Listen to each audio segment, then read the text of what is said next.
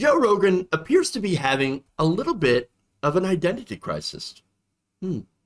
Today, the left has gone so far left, so radical, that the right are the ones that are celebrating comedians and celebrating Chappelle. Yeah, and they had my back through all the crazy happened with me. It was Fox News that had my back. Would you ever think that they would be the ones to cape for you, like, 10 years ago? I'm so liberal. Yeah, like I talk about it all the time. Like I say, I am not a conservative. I'm not conservative, but I am pro Second Amendment, and I am a hunter, and I am a cage fighting commentator, and I drink and I smoke cigars, and I like to bow hunt. Yeah. So there's a lot in there that's like, hey, crossover. Yeah, but it's just being a human. But I'm a compassionate person. Like, I used to be very pro universal basic income. My thought was, wouldn't it be great if you just had enough money so you could eat and you could pay your rent, and then you could pursue what you wanted to?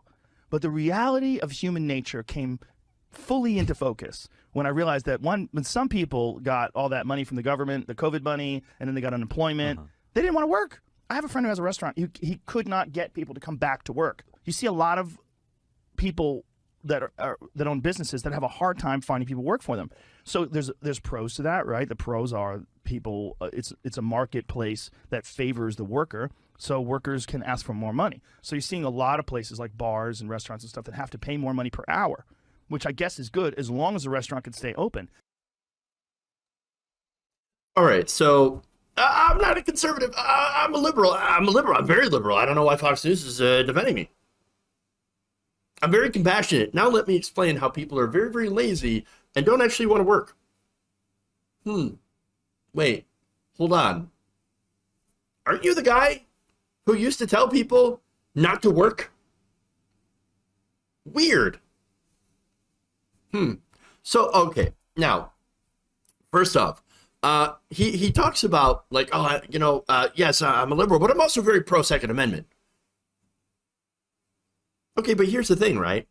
And by the way, I left a part in earlier, the beginning of that video, where he said the left has gone so far left. You realize that the left is very pro-gun, right? Now, I know it's going to blow a lot of people's minds, right?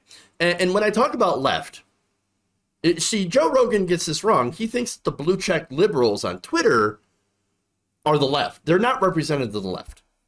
No. Those are the people that have hashtag resist and I'm with her still in their Twitter bios. Okay, that's not the left. No, Joe, if you want to actually see some pro-gun people on the left, talk to actual socialists.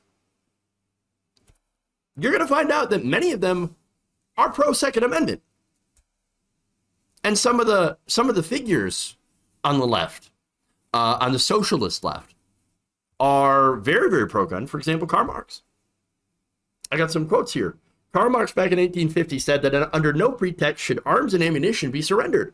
Any attempt to disarm the workers must be frustrated by force if necessary. Another, Eugene V. Debs, said, recollect that in arming yourselves, as you are bound to do unless you are willing to be forced into abject slavery, you are safely within the spirit and letter of the law. So again, very pro-Second Amendment. Malcolm X said the Constitution of the United States of America clearly affirms the right of every American citizen to bear arms. And as Americans, we will not give up a single right guaranteed under the Constitution. I could go on, but seems very, very pro-Second Amendment to me. Now, I'm not saying I 100% share their opinions, but I also say, okay, I do believe in the Second Amendment, sure. But I also believe that nobody really needs an AR-15 with high-capacity mags and bump stocks. Just saying. Guess what? You can believe in the Second Amendment and also believe in regulations. And yes, even banning certain types of weapons, we've already done so. We have banned other weapons of war. That's why you don't see people running around with a Browning M50 machine gun. Okay? That's why you don't see people running around with rocket launchers or grenades. I think the AR-15 should qualify as a weapon of war. Now, that said, point is, oh, and by the way, also not a fan of landmines. You don't need a landmine. You don't need a rocket launcher. You don't need a machine gun nest to defend your house in the suburbs, okay? Not gonna, and no nukes, by the way. Don't need a nuke.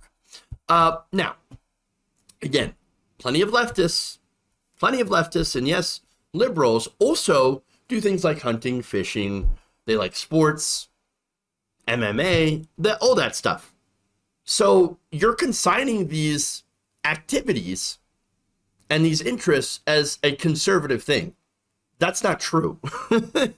Now, you might be saying, but Jeff, don't you understand you're making your point for him because he says he's a liberal? Not necessarily. I think in reality, Joe Rogan is just a schmuck. I don't think he knows what he is, where he aligns politically. And I think, to be fair, like a lot of Americans, they also don't know where they align politically. Look, when I was younger, I used to think I was a fence rider. I used to think that I was a moderate, that I was a centrist, right? I know, crazy, right? But when you drill deep into policies, when you explain policies, and when you start to know where each side is when it comes to policy, I realized, oh, I'm pretty left, because I do believe in universal health care, Medicare for all, single payer, and I do care about the environment. I do all these things, and so these are my positions on that. And generally, I think progressing society is a good thing. So I don't think Joe Rogan knows what the hell he's talking about. I don't think he knows enough about either side, or really he hangs around with too many people, like, for example, Alex Jones, that have all of these preconceptions and spread all of these straw men, essentially, about what the left actually believes. And he doesn't know a damn thing. You know why? It's because he never even talks to the left anymore. There's some of the better conversations on Rogan's show actually had to do when he did bring on a leftist once in a while, or a lefty person. He doesn't do that anymore. You wonder why. Again, being on the left, being a progressive, is about progressing society, getting rid of prejudice and hate for minorities. For example, gay and trans people. Yes, getting rid of the hate against trans people, that's progressive. Ooh, what does Joe Rogan keep getting in trouble for? Oh, right, being a transphobe. And he's getting very, very salty about being called out about being a transphobe. What about supporting science? Ooh, that's another thing Joe Rogan's been hit for. The science of vaccines, on vaccination. Yeah. Not in favor of that. Knowledge, education. Being in favor of that. Progressive society, supporting science, progressive society. Making society safer while ensuring basic freedoms. Evolving past capitalism. And the need in our society to work to survive. That's progress. Why should we, as people with finite lives, have to spend the majority of it doing a job we hate to pay the bills? By the way, Joe Rogan used to believe in that very argument. He used to say that argument. Hey, why we've only got so long to live. Why are we doing jobs we hate? Gee, what happened? What happened? We'll get to that. Course. But look, if you want to paint pictures all day, that's fine, or make videos, or I don't know, do a podcast where you bullshit with your friends. That's totally fine. You should be able to do that and should still be able to eat. And Joe Rogan's been very, very successful at doing those things. As far as his friends, look, if these companies are having such a difficult time keeping their workers, well, maybe they ought to pay them more. Maybe they're only coming to work because they're forced to do a job that they'd rather not do. I don't want to work. Work sucks. I don't think it's a virtue to work for someone else in order to make them richer. I think you have to do what you have to do, especially if you're getting paid below subsistence wages. I think work, if you're going to do it, should be fulfilling and not just to survive. So, and look, there's this lie, this giant fallacy that I hear all the time, that if people didn't have to, they wouldn't do anything. They wouldn't work. They just sit on the couch eating bonbons all day. Now, of course, I think some people would make that choice. Maybe I would. But no, look, not everybody would. No, I think the vast majority of people would then find something to do with their time that is more fulfilling, be it gardening, writing, building things, tinkering, what have you, right? And for example, let's take my wife, right? So she works in the medical field, not because it's a paycheck, but she genuinely loves it. And she says, look, the reason I do it is not just so I can get paid. Yeah, it's kind of nice to be able to pay the bills and survive and all that. But I do it because I want to help people, because I love helping people and assisting them. And the medical field is so incredibly fascinating to me. And there's a lot of people who feel the same way in all these different fields, in every different field. So what we have to do is divorce this idea that work is a virtue. It's not. What it does is that line of thinking forces people into thinking that, hey, look, working a shitty job and wasting the entirety of my life, well, that makes me a good person because at least I'm not lazy. Well, it doesn't. I can tell you from experience that you actually just end up getting angry and resentful, miserable. And so, again, it also breeds the thought of like, hey, if I have to suffer by working a job I hate, then you should too. Then you all have to. And I think that's by design, because the capitalists today want a working class that fights each other instead of banding together to, I don't know, fight for better conditions, less hours, more pay, etc. So, but look, what happened to Joe Rogan? Well, I'm guessing it has to do with money. I also think it has to do with audience capture. I think that's a very, very big thing. And we've seen this happen with many, people, okay, that are, unfortunately, that are in this field, that are doing podcasts, that are doing videos, that are doing, having conversations and shows like this. There is that audience capture, right? Well, right-wingers, unfortunately, make up a pretty sizable chunk, if not most of his audience nowadays. And so now, I mean, you repeat that right-wing rhetoric, you do so and you keep that audience, you keep building that audience, and you keep making the money. So if you're captured by the audience, then you're going to continue to be forced into going even further right, or continuing to affirm right-wing positions.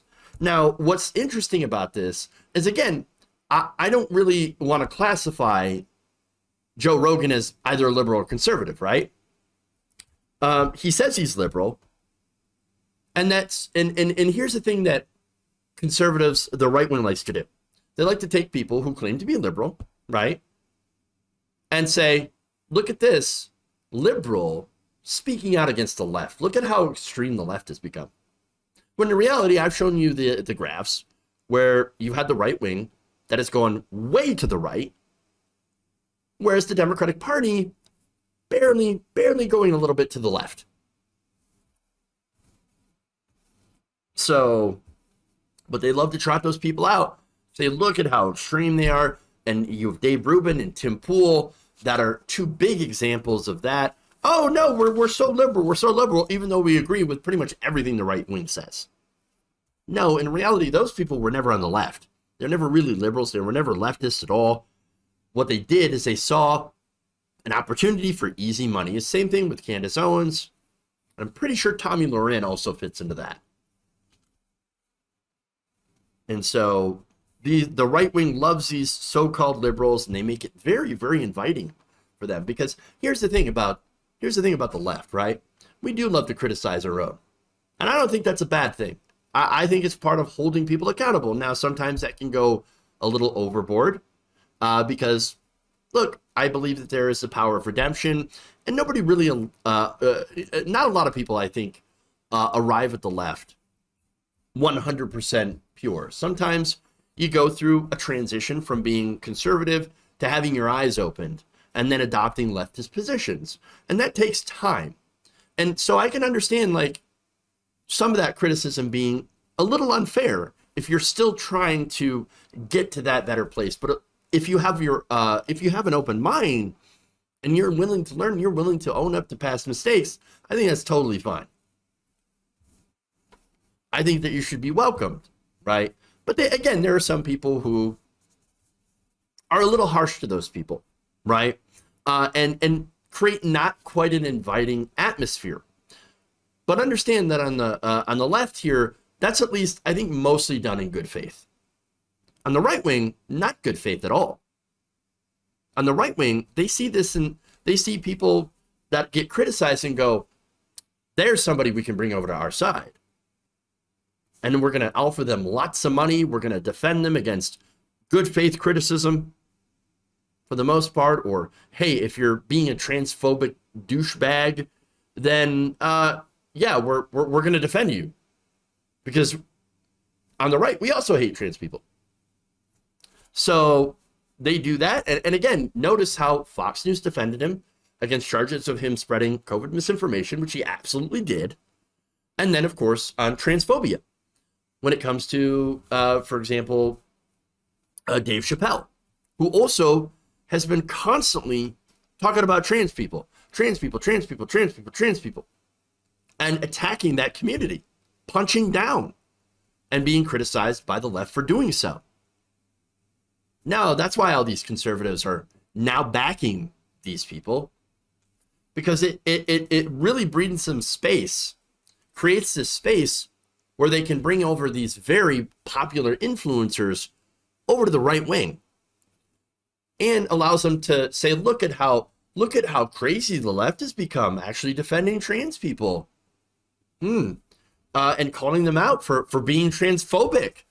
These influencers, gee, look at how crazy the left is now. They're chasing people out of the left. Good people like, Dave Rubin. I know, right? Good people like Joe Rogan. Good lefties, good liberals. Like Dave Chappelle. I can't believe they're chasing them out. They must be insane. No. This is their playbook. And unfortunately, we have caught on to that playbook a little too late.